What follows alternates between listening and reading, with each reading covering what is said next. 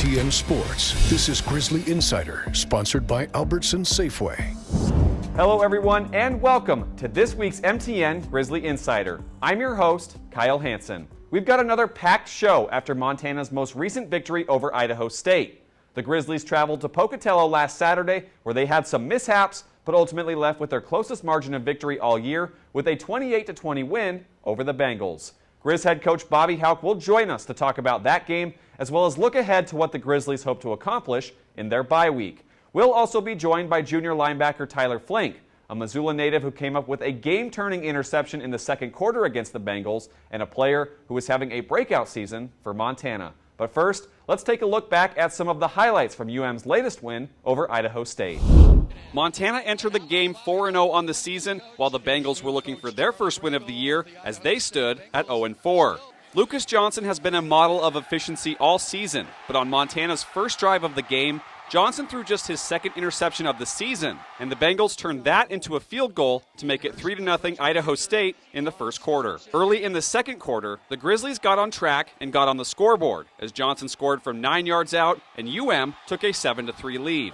Idaho State then used a 15-play drive on their next possession to score. And though some mistakes hurt Montana on that drive, Alex Gubner's sack, one of 3 for UM on the day, halted the drive for the Bengals, and Idaho State was forced into a 50-yard field goal by Ian Hershey as they cut the deficit to 7-6. On the ensuing kickoff, the Bengals got another break by forcing a fumble on Cale Edwards, but ISU was unable to do anything with it. Then, with about 4 minutes left in the half, Tyler Flink picked off Sagan Gronauer to swing momentum over to the Grizzlies, and on a 4-play drive with all handoffs to Marcus Knight, the Grizz punched it in to take a 14-6 lead. It didn't end there as UM executed a 10-play drive in just over 2 minutes to score before halftime, with Johnson finding a wide-open Keelan White for a 24-yard touchdown to make it 21-6 Montana at the break.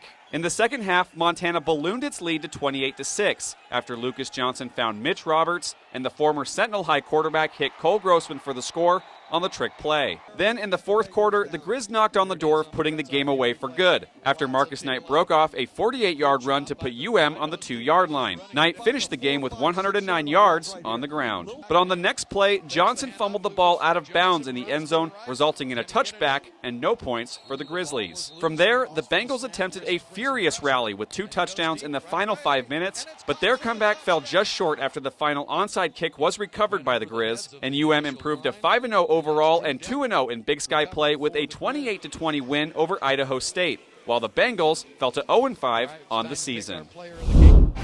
Coming up, we catch up with Grizz head coach Bobby Hauck to recap Montana's victory over Idaho State. Welcome back to Grizzly Insider, sponsored by Albertson Safeway. Welcome back to Grizzly Insider, and I'm very excited to be joined by Grizz head coach Bobby Hauck. Bobby, thanks for being here, and win's a win. You're here 5-0. We are 5-0, Kyle. I don't know what the number is, but there aren't very many teams in the country right now that are 5-0. Right. You know, kind of a wild game at Holt Arena, right? The arena's kind of notorious for some weird games down there in Pocatello, but you guys got the job done. Just now that you've had some time to kind of digest the win, coming away, like you mentioned, 5-0, what are some of your thoughts now that you've gotten to think about the game a little bit? Well, I had a bunch of former players texting me last night and going, hey, Coach, that reminds me of 2009. We were number 1 in the country and went down there and had a last-second field goal. We weren't quite in that situation, but it was a little tight at the end. You know, it was tight in the beginning. We got away from them, and then we let them back in it a little bit. And, you know, they were fighting. They were trying hard, as we knew they would, but we made too many mistakes and let that game be closer than maybe it should have been. You know, Idaho State's one of these teams, they come into the game 0-4, and they come in with their third-string quarterback. So, you know, he had a little bit of success in that first half and, you know, and kind of some of his first action for college football. So, you know, your thoughts on him, and did you guys know much about this quarterback? Was it kind of hard to game plan just because you didn't quite know who the signal caller was going to be coming into the week? Well, a little bit. You know, he did some things where he was better against man coverage than zone coverage, and that's something we probably wouldn't have known a little bit going into the game. We had to adjust that out within, and then you know, they had some receivers made some plays for him, which was, you know, good by them. They're trying to.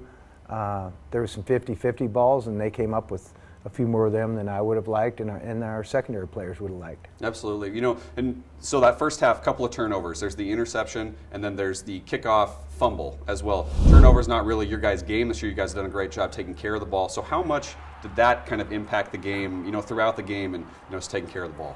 Well, it's everything, and you know, later this week as we get further into this, you and I will have a chance to dive into that maybe a little bit, but turnovers are everything, especially on the road. You know, if you give up explosive plays and you turn the ball over on the road, you're not going to win very many games. And in fact, I think we have some metrics we deal with.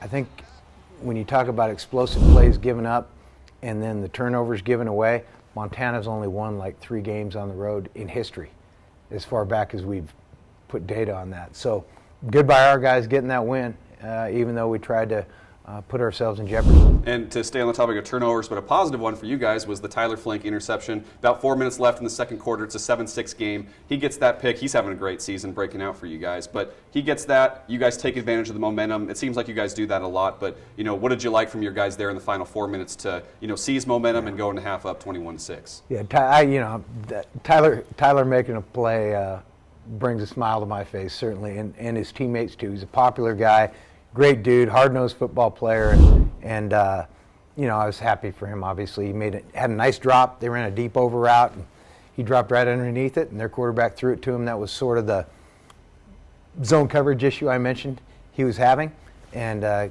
good by Ty being in position, and good by Ty catching it. Right before the half, you guys get the touchdown connection between Lucas Johnson and Keelan White. What did you guys like about that drive as you guys scored with, I think, about 5 seconds left in the half to, you know, again, go into half with a bigger lead and with more momentum at that point?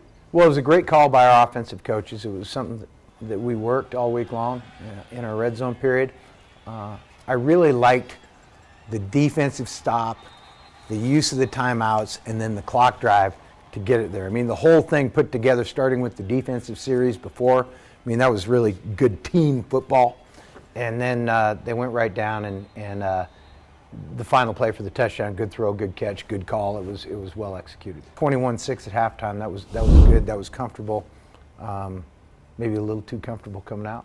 Sure, yeah, absolutely. Well, so second half, you guys score again, and it's another trick play that works for you guys. I mean, you know, the Mitch Roberts to Cole Grossman touchdown. What is it about these trick plays that you guys are liking this year that you see those openings that you guys can run them? Well, it's sort of, I mean, we always have that up. Every week we have stuff, whether we get it called or not, or we get in the right situation, right hash, right part of the field where we like certain things.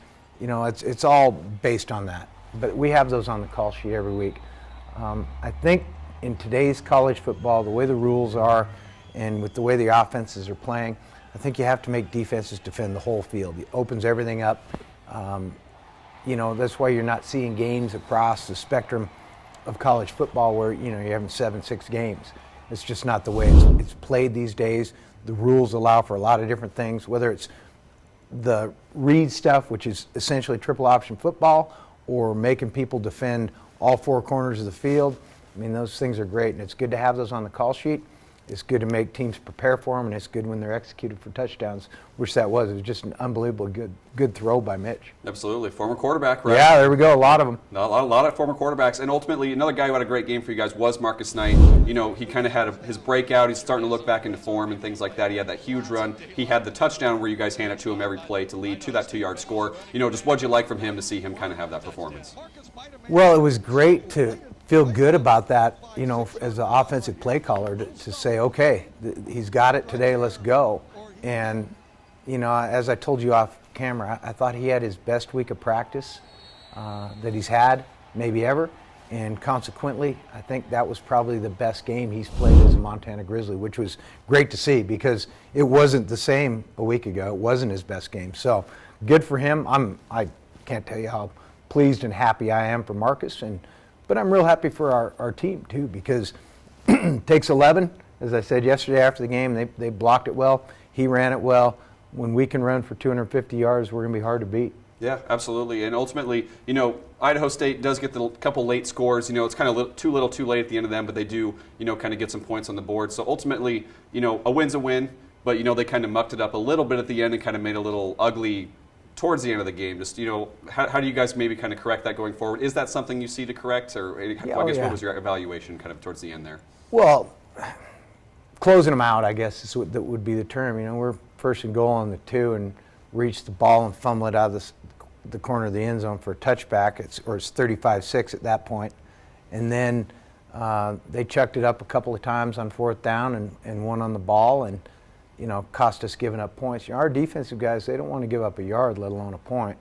And they're displeased that we gave up those 2 late in the game touchdowns, even though the game probably wasn't truly in jeopardy. You know, till the final gun goes off, it's always in jeopardy. But, you know, we need to shore some things up, and probably a good deal. We get to coach them pretty hard this week. I was going to say, you know, ultimately you got the win, you head into the bye week. Is that just kind of the way you look at it right now? Hey, like you mentioned, kind of off the top, 5-0. Now go forward and correct some things as you hit the meat of the schedule. Yeah, 5-0, and we're excited about where we are. There aren't many teams that are where we are in the country, and we get a chance to go to work this week. We get a chance to go recruit, and we have a chance to improve as a football team, which is what we want to do through the season. Awesome. Well, thank you so much, Bobby. Don't go away. We'll be joined by Tyler Flink here to talk about his breakout season, as well as talk to Coach again about their upcoming bye week and how they'll do things going forward. Get social with Grizzly fans and follow MTN Sports on Facebook, Twitter, and Instagram. Welcome back to Grizzly Insider, sponsored by Albertson Safeway. Welcome back to Grizzly Insider, and I'm happy to be joined by one of Montana's breakout players this year, linebacker Tyler Flink. Tyler, thanks so much for joining us. Oh, absolutely. Thanks for having me. I appreciate it. Absolutely. Well, you know, before we get into your season as a whole, I want to talk about this latest game against Idaho State. You know, you have probably the momentum-turning play of the game with that interception. You know, but before even that, it's kind of a weird game, right? You guys are kind of prepping for a quarterback you haven't really seen much of. Can you just kind of walk me through what that first half was like on defense as you guys were kind of working with this new quarterback? You know, it was an interesting half. I feel like every time we got a little momentum, they took it right away. They did a good job of maintaining the clock and stuff like that.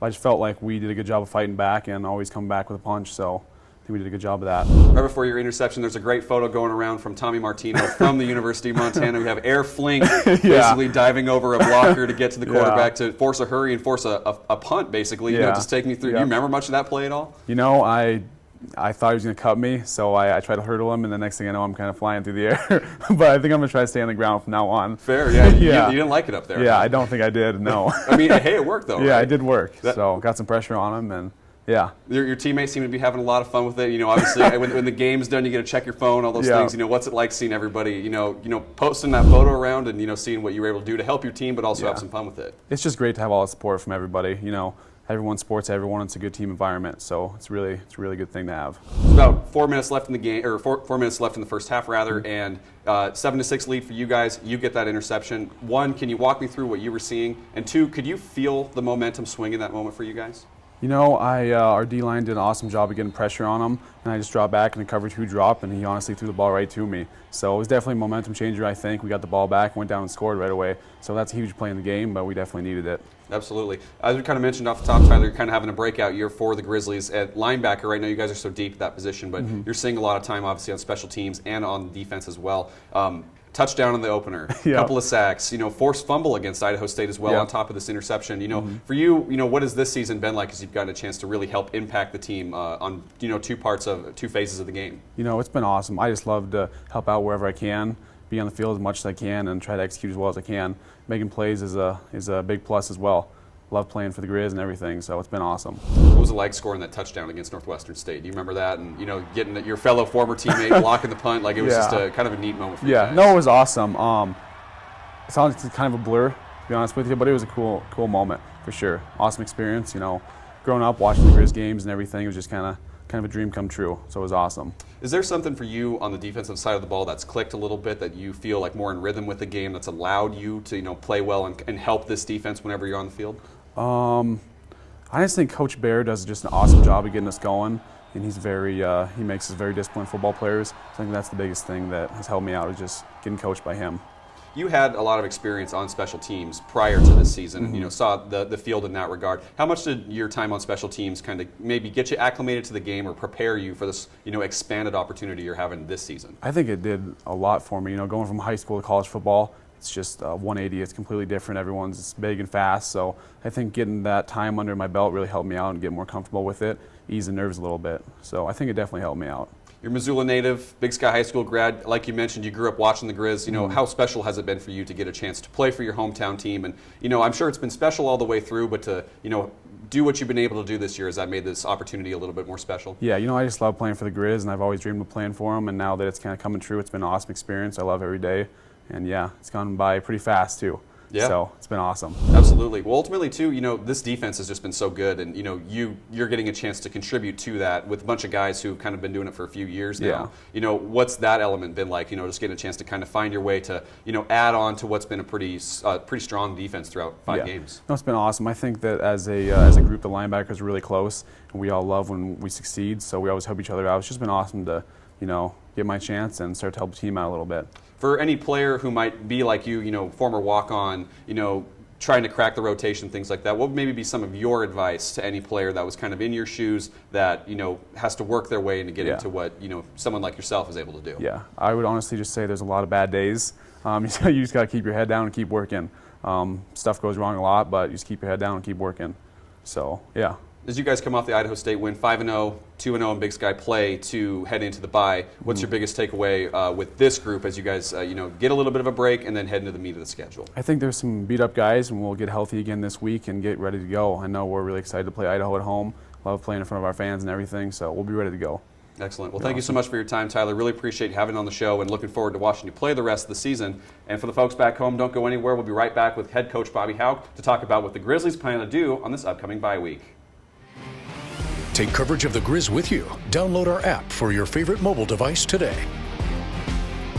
Welcome back to Grizzly Insider, sponsored by Albertson Safeway. Welcome back to Grizzly Insider. We're rejoined by head coach Bobby Hauck. And Bobby, bye week now, what's some of the biggest things that you guys kind of focus on as you get the off week and get to go forward here? Well, generally speaking, there's 3 things we're going to worry about this week. We're going to get healthy. We do have some players that are banged up and have been unavailable, including numerous starters last weekend. And then we'll get a chance to go out and get on the road and do a little bit of recruiting. And it's the only week during the fall where we can do that. And then we'll have some good practices with our players. We'll practice a couple times during the week and then get ahead of the game on Saturday against Idaho and get ready for a big home game coming up here in another week. You've touched on the recruiting element during the bye week. I mean, just how vital is this week in that regard? Just because, like you said, the coaches can travel. Like, has its importance maybe heightened a little bit in recent years too? I think it depends on the year. It depends how far you are along in the process, how many guys you need at what positions.